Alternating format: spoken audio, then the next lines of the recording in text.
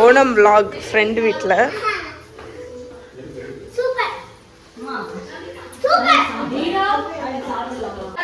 Hi Subri host. Okay, Onam சதையா சாப்பாடுக்கு உட்காந்துருக்கோமா மஹி.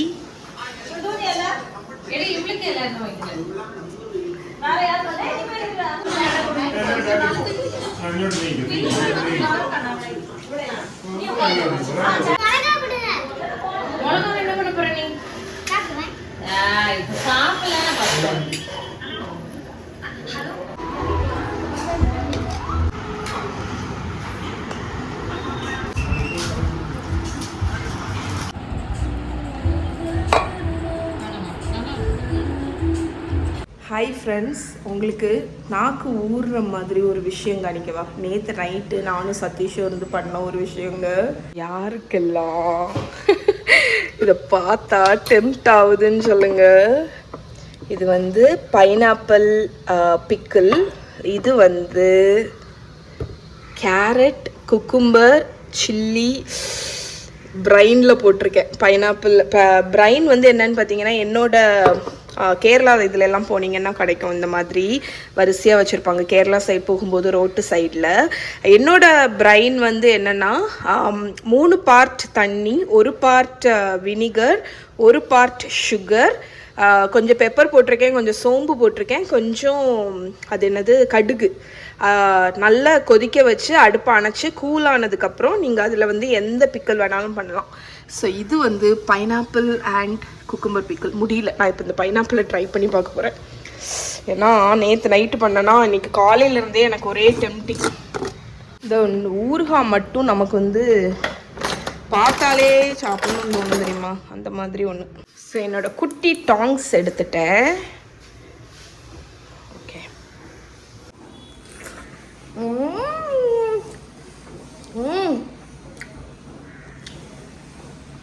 பா,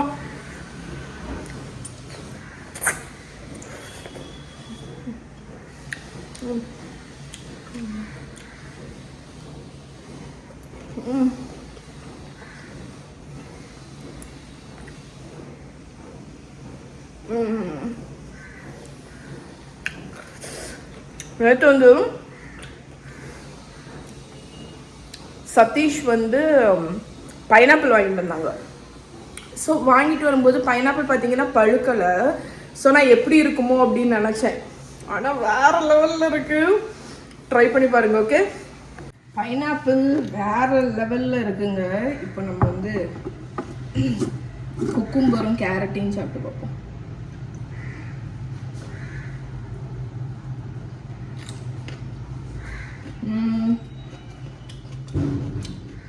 கேரட் வந்து இன்னும் கொஞ்சம் ஊறணும். நல்லா கிரன்ச்சியாக இருக்குது. ஆனால் அந்த சாறு வந்து இன்னும் பிக்கிள் ஆகலை. இப்போ குக்கும்பர்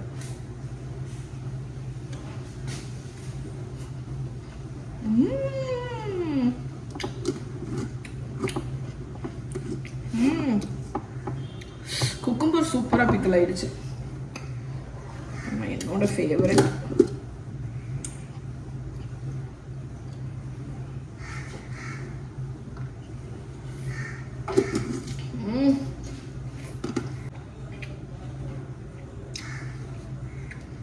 சாப்பிடாம இருக்கணும், அடிக்ட் மாதிரி இருக்கு, சாப்பிட்டுட்டே இருக்கணும்னு தோணும்ல. சரி, லாஸ்ட் ஒன்.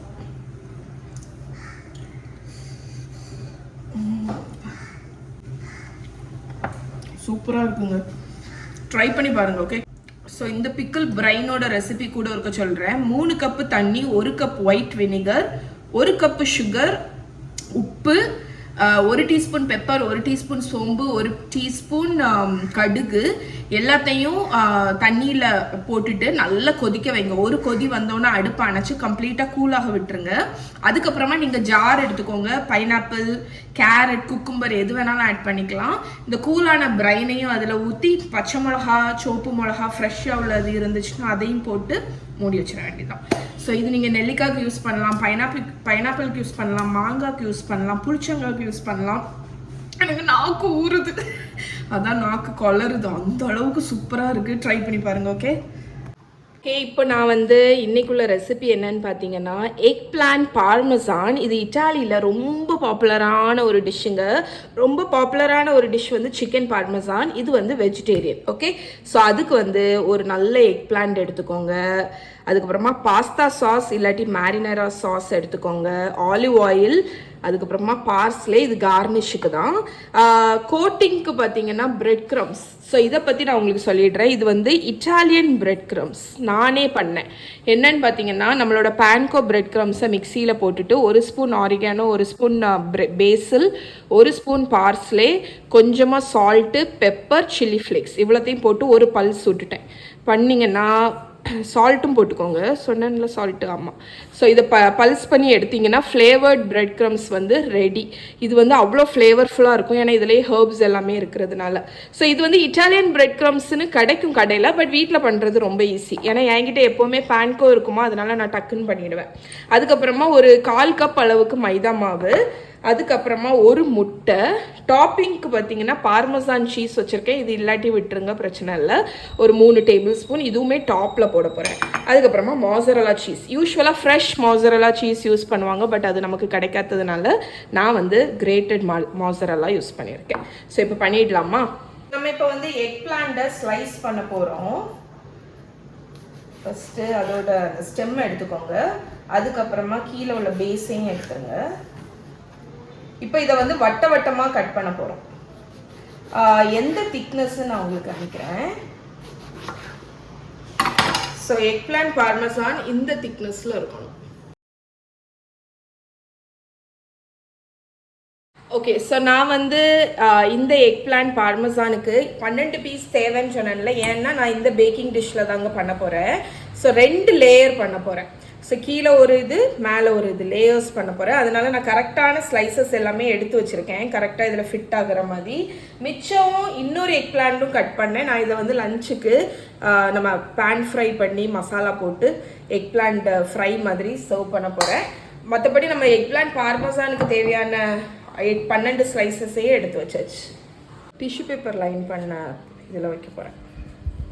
எதுக்குன்னு பார்த்தீங்கன்னா நம்ம இதை வந்து உப்பு போட்டு வெறுவி அந்த எக்ஸஸ் தண்ணி எல்லாத்தையும் எடுக்க போகிறோம். எக் பிளான்ட்டில் நிறைய தண்ணி இருக்கும், மாய்ஸ்சர் இருக்கும். லேசாக மேலே வந்து சால்ட்டை ஸ்ப்ரிங்கிள் பண்ணி விடுங்க. ஸ்ப்ரிங்கிள் பண்ணிவிட்டு இது வந்து ஒரு 15லேருந்து 20 நிமிஷம், அரை மணிக்கூர் கூட நீங்கள் விட்டுக்கலாம் உங்களுக்கு டைம் இருந்துச்சு அப்படின்னா. இந்த உப்பு என்ன பண்ணணும்னா இந்த எக் பிளான்ட்டில் உள்ள தண்ணி எல்லாத்தையும் வெளியே கொண்டு வரும். நம்மளோட எக் பிளான்ட்ஸ் ஒரு 5 நிமிஷம் தான் இருந்திருக்குங்க. அந்த ஈரம் உங்களுக்கு தெரியுதா? இது வந்து அந்த சால்ட் வந்து அந்த எக் பிளான்ட்ஸ்லேருந்து அப்படியே இழுத்து கொண்டு வருது. ஸோ இன்னும் கொஞ்ச நேரம் இருக்கும்போது இன்னும் தண்ணி வரும், அதுக்கப்புறம் நம்ம தொடச்சி எடுக்கணும். ஸோ நம்மளோட எக் பிளான்ட்ஸ் இருக்கட்டுங்க, நம்ம பிரெட்டிங் ஸ்டேஷன் ரெடி பண்ணிடலாம். ஸோ இந்த பர்டிகுலர் ட்ரே ரொம்ப ஹெல்ப்ஃபுல்லாக இருக்கும் இந்த மாதிரி பிரெட்டிங் ஸ்டேஷனுக்கு, பார்த்தீங்களா? ஸோ இப்போ இதில் வந்து ஃபர்ஸ்ட் ஒன்ல நம்ம இங்கே வச்சிருக்கிற மைதா மாவு, இதில் தான் நம்ம இந்த எக் பிளான்ட்டை ஃபஸ்ட்டு கோட் பண்ணுவோம். செகண்ட் ஒன்ல ஒரு முட்டை, மூணாவது ஒன்ல நம்மளோட இட்டாலியன் பிரெட் க்ரம்ஸ். இதில் எக்கை மட்டும் லைட்டாக விப் பண்ணிக்கிறேன். ஆக்சுவலி இதில் நீங்கள் வேணும்னா இது எல்லாத்துலேயுமே கொஞ்சம் சீசனிங் போட்டுக்கலாம், சால்ட் அண்ட் பெப்பர். பட் நான் வந்து போட போகிறது இல்லை, ஏன்னா வந்து நம்மளோட இட்டாலியன் சீசனிங்கில் நான் நல்லாவே சால்ட்டு போட்டிருக்கேன். அதனால எனக்கு தெரிஞ்ச வரைக்கும் சால்ட்டு தேவையில்லை, ஏன்னா எக் பிளான்ட்லேயும் நம்ம சால்ட்டு போட்டிருக்கோமா, அதனால அதுலேயும் உப்பு இருக்கும். ஸோ எல்லாத்துலேயும் போட்டால் கொஞ்சம் உப்பு ஜாஸ்தியாக வாய்ப்பு இருக்குது. அதனால இந்த ரெண்டுத்துலேயும் நான் சால்ட்டு போட போகிறதில்ல, ஏன்னா இதில் நிறைய ஹர்ப்ஸு சால்ட் எல்லாமே இருக்குது. நம்மளோட எக் பிளான்ட்லலாம் எவ்வளோ தண்ணி வந்திருக்கு பாருங்க, இங்கே பாருங்க. ஸோ நான் என்ன பண்ண போகிறேன்னா ஒரு ஷீட் பேப்பர் டவலை அப்படியே வச்சு ப்ரெஸ் பண்ணி அவ்வளோ தண்ணியை ரிமூவ் பண்ணிட போகிறேன். எவ்வளோ மாய்ஸ்சர் இருக்குது பாருங்கள். ஸோ இது என்ன பண்ணுன்னு பார்த்தீங்கன்னா நம்ம ஃப்ரை பண்ணும்போது அந்த அளவுக்கு அது கிறிஸ்பியாக இருக்காது. இன்னொன்று வந்து இந்த மாதிரி பண்ணும்போது அந்த கத்திரிக்காயில் உள்ள கசப்பு தன்மை இருக்குல்ல, அது வந்து குறையும். அதுக்கு தான் நம்ம இதை பண்ணுவோம். இப்போ நம்ம வந்து பிரெட்டிங் பண்ணுவோங்க. ஓகே, இப்போ நம்ம வந்து அசம்பிள் பண்ண போகிறோங்க, அதாவது பிரெட்டிங் பண்ண போகிறோம். ஸோ அதுக்கு ஃபஸ்ட்டு ஒரு எக் பிளான்ட் ஸ்லைஸை எடுத்து நம்ம மாவில் லைட்டாக கோட் பண்ணிக்கோங்க. அதுக்கப்புறமா எக்கில் டிப் பண்ணிக்கோங்க. அதுக்கப்புறமா நம்ம பிரெட் க்ரம்ஸில்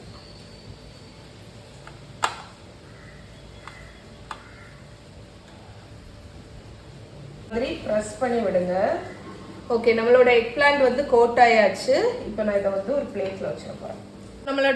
நம்ம வச்சிருந்த எக் பிளான்ட்ஸ் எல்லாத்தையுமே நான் கோட் பண்ணிட்டேங்க. இப்போ இதை வந்து ஃப்ரை பண்ண போகிறோம். நம்மளோட எக் பிளான்ட் ஃப்ரை பண்ணுறதுக்கு நான் இங்கே ஒரு பெரிய பேனில் ஆயில் ஹீட் பண்ணியிருக்கேங்க. அதுக்கப்புறமா இங்கே பக்கத்தில் வந்து ஒரு ட்ரேயில் பேப்பர் டவல் வந்து வச்சுருக்கேன். ஸோ இது வந்து ஃப்ரை பண்ணி எடுத்துகிட்டு நம்ம அதில் வச்சிடலாம். அதுக்குன்னு செட்டப் பண்ணி வச்சுருக்கேன். இப்போ ஆயில் வந்து ஹீட் ஆகட்டும். சூப்பர் ஹீட் ஆக தேவையில்லை, மீடியம் டு ஹை ஹீட்டில் வச்சு இந்த மாதிரி ஆயில் ஹீட் ஆனதுக்கப்புறம் நம்ம இங்கே கோட் பண்ணி வச்சுருக்கிற எக் பிளான்ட்டை ஓவராக நிறைய போடாதீங்க. நான் இவ்வளோ பெரிய சைஸ் பேன்லேயே 4 அணம் தான் போட போகிறேன். ஓவராக போட்டால் டெம்பரேச்சர் ட்ராப் ஆயிரும், எக் பிளான்ட் வந்து ஒழுங்காக ஃப்ரை ஆகாது. அதனால ஒரு பக்கம் 2 நிமிஷம் நல்லா ஃப்ரை ஆகட்டும், அப்புறம் திருப்பி போடலாம். ஓகே, ஒரு 2 மினிட்ஸ் ஃப்ரை ஆயாச்சு. இப்போ திருப்பி போட்டுடலாம். திருப்பி போட்டு இன்னொரு 2 மினிட்ஸ் ஃப்ரை ஆகட்டும். நல்லா கோல்டனாக இருக்கு பாருங்க, கிறிஸ்பியாக இருக்குது. ஓகே, நம்மளோட எக் பிளான்ட்ஸ் நல்லா கிறிஸ்பியாக ஃப்ரை ஆயாச்சுங்க. இப்போ இதை ரிமூவ் பண்ணிவிட்டோம். ரிமூவ் பண்ணி நம்ம அடுத்த பேட்ச் போடுவோம். செம்ம கிறிஸ்பியாக இருக்குது ஆக்சுவலி. நம்ம டிஷ்யூ பேப்பரில் வச்சுட்டோன்னா அந்த எக்ஸஸாக இருக்கிற எண்ணெய் எல்லாம் போயிடும். ஆக்சுவலி இந்த எக் பிளான்ட்டை இப்படியே சர்வ் பண்ணலாம். பட் நம்ம எக் பிளான்ட் பார்மசான் பண்ண போகிறோம்.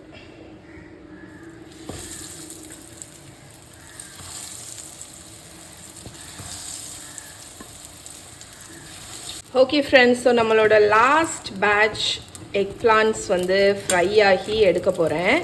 இதுக்கு அடுத்து நம்ம இதை பேக்கிங் ட்ரேயில் அரேஞ்ச் பண்ணி பேக் பண்ண வேண்டியதுதான். ஸோ இதை எடுத்துடலாம். ஓகே, நம்ம எக் பிளான்ட்ஸ் எல்லாமே ஃப்ரை பண்ணியாச்சுங்க. ஓகே ஃப்ரெண்ட்ஸ், இப்போ நான் வந்து ஒரு பேக்கிங் ட்ரே எடுத்திருக்கேன். இப்போ நம்மளோட எக் பிளான்ட் பார்மசான் நம்ம இதில் தான் அசம்பிள் பண்ண போகிறோம். ஸோ எப்போவுமே ஃபர்ஸ்ட் லேயர் லசானியாவாக இருந்தாலும் சரி, இதுவாக இருந்தாலும் ஒரு லேயர் பாஸ்தா சாஸ் ஆட் பண்ணிக்கோங்க.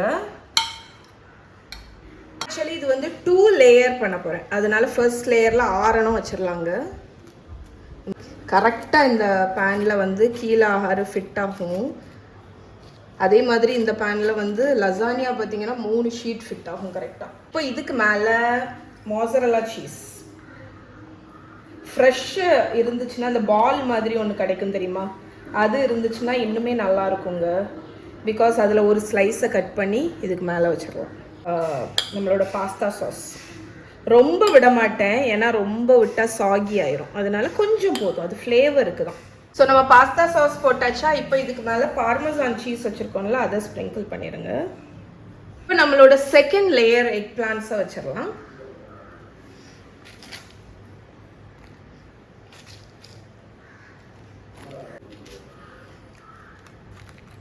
ஸோ நான் வந்து 2 லேயர் தாங்க பண்ணுறேன். பட் நீங்கள் வேணும்னா இன்னொரு லேயர் கூட பண்ணலாம். இப்போ இதுக்கு மேலே மறுபடியும் ஒரு ஸ்பூன் பாஸ்தா சாஸ்,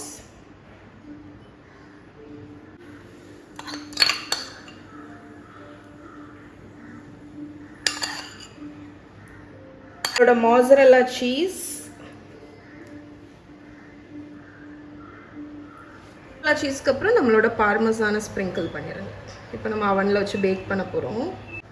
ஸோ இப்போ ஃபைனலி ஒரு ஸ்பூன் ஆலிவ் ஆயிலை மேலே ஃப்ளேவருக்கு ட்ரிசில் பண்ணிடுங்க. பேசில் இருந்துச்சுன்னா பேசில் கூட போட்டுக்கலாம். இப்போ இதை வந்து கவர் பண்ணக்கூடாது. கவர் பண்ணாமல் 200 டிகிரி செல்சியஸ் அவனில் ஒரு 20 மினிட்ஸ் பேக் பண்ணி எடுத்துகிட்டு வரேன்.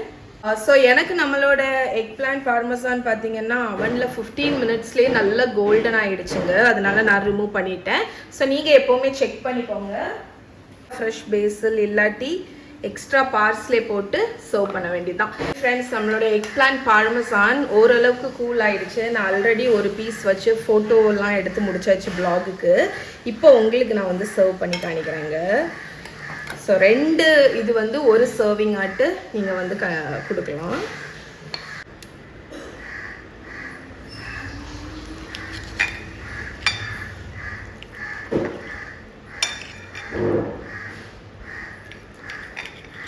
ஸோ ஸோ எவ்வளோ அழகாக கட் பண்ண வருது பாருங்கள், சாகியாகவே இல்லை. அண்ட் உள்ளே பாருங்கள், அவுட்டர் நல்ல கிறிஸ்பியாக இருக்குது, உள்ளே வந்து நம்ம எக் பிளான்ட்ஸ் இருக்குது அண்ட் சாஸ் கோட் ஆகி சூப்பராக இருக்குது. ஸோ இதை கண்டிப்பாக ட்ரை பண்ணி பாருங்கள். ஓகே, ஸோ ரொம்ப நாளாகவே எனக்கு கிரேவிங் வந்து கொத்து பரோட்டா இருந்துகிட்டே இருந்துச்சுங்க. அதனால இன்னைக்கு நான் வெஜிடபிள் கொத்து பரோட்டா பண்ண போகிறேன். ஸோ யூஸ்வலாக கொத்து பரோட்டாவுக்கு வந்து மெயின் இது என்னென்னா left over parotta, left over salna இருந்துச்சுன்னா நம்ம அதை எல்லாத்தையும் சேர்த்து போட்டு கொத்தி பண்ணிடுவோம்.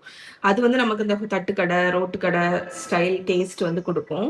பட் சப்போஸ் உங்ககிட்ட வெஜிடபிள் குருமாவோ இல்லாட்டி சிக்கன் சால்னா அந்த மாதிரி இல்லை கிரேவி அப்படின்னா ரெஸ்டாரண்ட் ஸ்டைல் டேஸ்ட் கொண்டு வர்றதுக்கு எப்படி பண்ணணும் அப்படிங்கிறது தான் இந்த வீடியோவில் வந்து சொல்ல போகிறேங்க. இன்னைக்கு நம்ம பண்ண போகிறது வெஜிடபிள் கொத்து பரோட்டா. அதுக்கு லெஃப்ட் ஓவர் பரோட்டா பெஸ்ட்.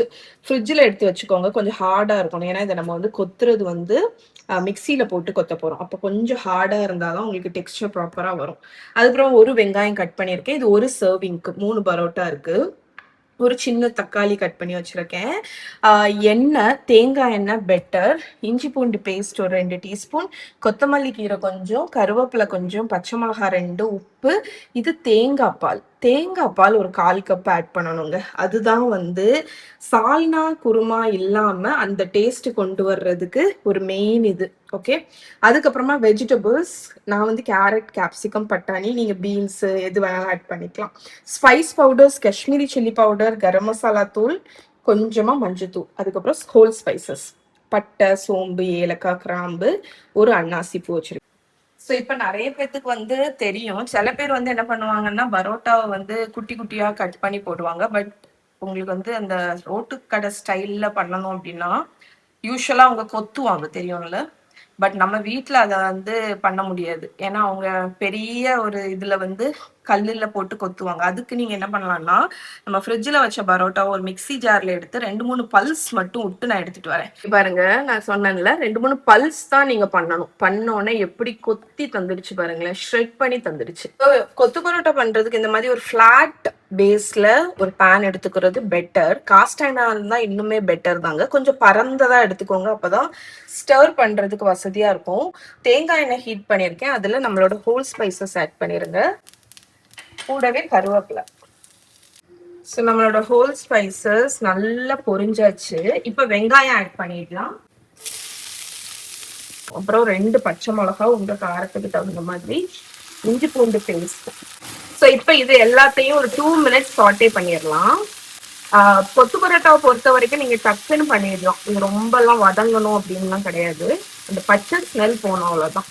2 நிமிஷம் போதும். இது கொஞ்சம் ராவா இருந்தாலுமே டேஸ்ட் வந்து நல்லா இருக்கும். ஸோ இப்போ இதுல வந்து தக்காளி ஆட் பண்ணிக்கலாம். தக்காளிக்கு கூடயே கொஞ்சம் உப்பு, தக்காளியும் உப்பும் ஆட் பண்ணிட்டு இதை வந்து ஒரு 2 நிமிஷம் வதக்கி விடலாம். பார்த்தீங்கன்னா எங்க வீட்டுல சதீஷ்க்கும் சரி குழந்தைங்களுக்கும் பச்சை வெங்காயமும் தக்காளியும் இருக்கிறது பிடிக்கும். அதனால நான் என்ன பண்ணுவேன்னா, கொத்து பரோட்டா செஞ்சு முடிச்சு கடைசியில கொஞ்சம் பச்சை வெங்காயமும் தக்காளியும் ஆட் பண்ணுவேன். அது ஒவ்வொருத்தவங்களோட விருப்பம். உங்களுக்கு வேணும்னா ஆட் பண்ணுங்க, இல்லாட்டி வேண்டாம். ஸோ இங்கே பாருங்க, நம்மளோட தக்காளி நல்லா மசிஞ்சாச்சு. இப்போ வந்து காய் ஆட் பண்ணிடலாம்.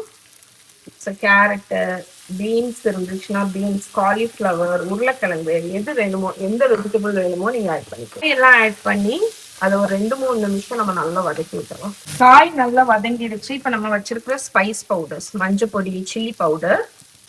ஸோ இதில் வந்து கரம் மசாலா தூள் மட்டும் கொஞ்சம் எக்ஸ்ட்ராவாக போடுங்க. அப்போ தான் வந்து அந்த கொத்து பரோட்டா வந்து தட்டுக்கட்டை டேஸ்ட் வந்து வரும். நல்லா மிக்ஸ் ஆனதுக்கு அப்புறமா நம்ம தேங்காய் பால் ஆட் பண்ணிக்கலாம்.